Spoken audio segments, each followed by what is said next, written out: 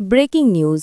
জাতীয় নবম pay scale বাস্তবায়নের নতুন মোড়, আজ আদালতের নির্দেশনা, সরকারি চাকরিজীবীদের মধ্যে চরম উত্তেজনা। আসসালামু আলাইকুম। তো বন্ধুরা, আজকের এই বিশেষ প্রতিবেদনে আমরা কথা বলবো দেশের সবচেয়ে আলোচিত ইস্যু, জাতীয় নবম পে স্কেল বাস্তবায়ন নিয়ে আদালতের সাম্প্রতিক নির্দেশনা এবং এর প্রেক্ষিতে সরকারি চাকরিজীবীদের প্রতিক্রিয়া নিয়ে। এই ঘটনাকে ঘিরে আজ সারা দেশে সৃষ্টি হয়েছে নতুন আলোচনা, উদ্বেগ, এমনকি আশারও সঞ্চার হয়েছে সরকারি মহলে। মূল আলোচনা যাওয়ার পূর্বে এখনও যারা চ্যানেলটি সাবস্ক্রাইব করেননি, এখনই চ্যানেলটি সাবস্ক্রাইব করে বেল বাটনটি অন করে দিন। আজ সকালে উচ্চ আদালত সরকারের প্রতি একটি স্পষ্ট নির্দেশনা জারি করে বলেছেন, পে স্কেল কার্যকর বা স্থগিত রাখার সিদ্ধান্তের পেছনের পূর্ণাঙ্গ কারণ ও যুক্তি আগামী ১৫ দিনের মধ্যে আদালতে উপস্থাপন করতে হবে। আদালত আরও বলেন, সরকারি চাকরিজীবীদের আর্থিক কাঠামো বা মৌলিক অধিকার নিয়ে হঠাৎ কোনো সিদ্ধান্ত গ্রহণ করা সংবিধান বিরোধী হতে পারে। এই নির্দেশনার পর থেকেই প্রশাসনিক ভবন থেকে শুরু করে মন্ত্রণালয় পর্যন্ত তোলপাড় শুরু হয়েছে। অনেক কর্মকর্তা বলছেন, আদালতের এই পদক্ষেপ সরকারের আর্থিক সিদ্ধান্ত গ্রহণের স্বচ্ছতা ও জবাবদিহিতা নিশ্চিত করার ক্ষেত্রে এক গুরুত্বপূর্ণ ধাপ হতে যাচ্ছে। আজ দুপুরে জনপ্রশাসন মন্ত্রণালয়ে অনুষ্ঠিত এক জরুরি বৈঠকে পে স্কেল সংক্রান্ত সর্বশেষ অবস্থা পর্যালোচনা করা হয়। বৈঠকে উপস্থিত ছিলেন অর্থ উপদেষ্টা, জনপ্রশাসন সচিব, পে কমিশনের চেয়ারম্যান সহ আরও কয়েকজন শীর্ষ কর্মকর্তা। সূত্র জানায়, আদালতের নির্দেশনার পর সরকার এখন বিকল্প পথ খুঁজছে, যাতে পে স্কেল বাস্তবায়নও বিলম্বিত না হয়, আবার বাজেটের ওপর চাপও না পড়ে। একই সঙ্গে শিক্ষা প্রতিষ্ঠান, স্বাস্থ্য খাত, পুলিশ ও প্রশাসনের কর্মকর্তারা আজ একাধিক সংগঠনের মাধ্যমে বিবৃতি দিয়েছেন। তারা বলেছেন, পে স্কেল বাস্তবায়ন কেবল বেতন বাড়ানোর বিষয় নয়, এটি তাদের জীবনের স্থিতিশীলতা ও মর্যাদার সঙ্গে সম্পর্কিত। বিশ্লেষকরা বলছেন, সাম্প্রতিক বৈশ্বিক অর্থনৈতিক চাপ, মূল্যস্ফীতি এবং ডলারের সংকটের কারণে সরকার আপাতত ব্যয় সংযম নীতিতে যেতে বাধ্য হয়েছে।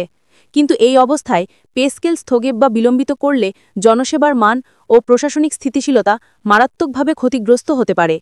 সরকারি চাকরিজীবীদের অনেকেই আজ কর্মস্থলে অবস্থান কর্মসূচি পালন করেছেন। তারা হাতে প্ল্যাকার্ড নিয়ে বলেছেন, অধিকার চাই, ভিক্ষা নয়, পে স্কেল বাস্তবায়ন চাই। অন্যদিকে অর্থ মন্ত্রণালয়ের এক ঊর্ধ্বতন কর্মকর্তা জানিয়েছেন, পে স্কেল বাস্তবায়নের জন্য প্রাথমিকভাবে ৩ ধাপে প্রস্তাব তৈরি করা হয়েছে। ১ নম্বর, প্রথম ধাপে কর্মকর্তা-কর্মচারীদের বেসিক বেতনের কাঠামো পুনর্বিবেচনা। ২ নম্বর, দ্বিতীয় ধাপে মহার্ঘ ভাতা ও ভ্রমণ ভাতা সমন্বয়। ৩ নম্বর, নতুন ভাতা কাঠামো প্রবর্তন।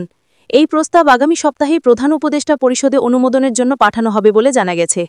অর্থনীতিবিদরা মনে করছেন, সরকারের সামনে এখন দুটি বড় চ্যালেঞ্জ, একদিকে বাজেটের ভারসাম্য রক্ষা, অন্যদিকে লাখো সরকারি কর্মচারীর প্রত্যাশা। আদালতের নির্দেশের পর সরকার যদি দ্রুত সিদ্ধান্ত না নেয়, তাহলে এই উত্তেজনা বড় আন্দোলনে রূপ নিতে পারে। আজ বিকেলে ঢাকায় শিক্ষক কর্মচারী ঐক্য পরিষদের ব্যানারে এক মানববন্ধন অনুষ্ঠিত হয়। সেখানে বক্তারা বলেন, সরকারি কর্মচারীরা আজ অসহায় অবস্থায় পড়েছেন। নিত্য প্রয়োজনীয় দ্রব্যের দাম বৃদ্ধি পেয়েছে, অথচ নতুন পে স্কেল স্থগিত, এটি কোনোভাবেই ন্যায্যসঙ্গত নয়।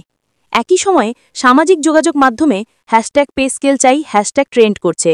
হাজার হাজার চাকরিজীবী লিখছেন, আমরা শুধু ন্যায্য প্রাপ্য চাই, প্রতিশ্রুতি নয়। এই প্রেক্ষাপটে প্রশাসনিক বিশ্লেষকরা বলছেন, আদালতের এই আইনি হস্তক্ষেপ সরকারের জন্য এক সতর্কবার্তা।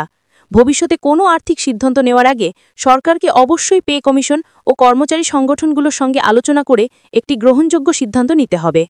আজকের এই ঘটনায় দেশের সরকারি প্রশাসন এক নতুন মোড়ে দাঁড়িয়েছে। পে স্কেল এখন কেবল সরকারি সিদ্ধান্ত নয়, এটি পরিণত হয়েছে এক সামাজিক ও নৈতিক আন্দোলনে।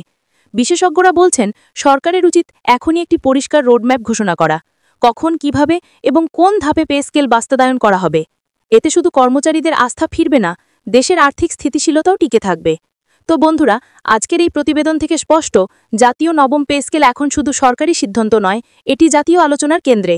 আগামী দিনে আদালতের রায় এবং সরকারের পদক্ষেপই নির্ধারণ করবে এই পে স্কেল বাস্তবায়ন হবে নাকি আরও এক দফা বিলম্বিত হবে।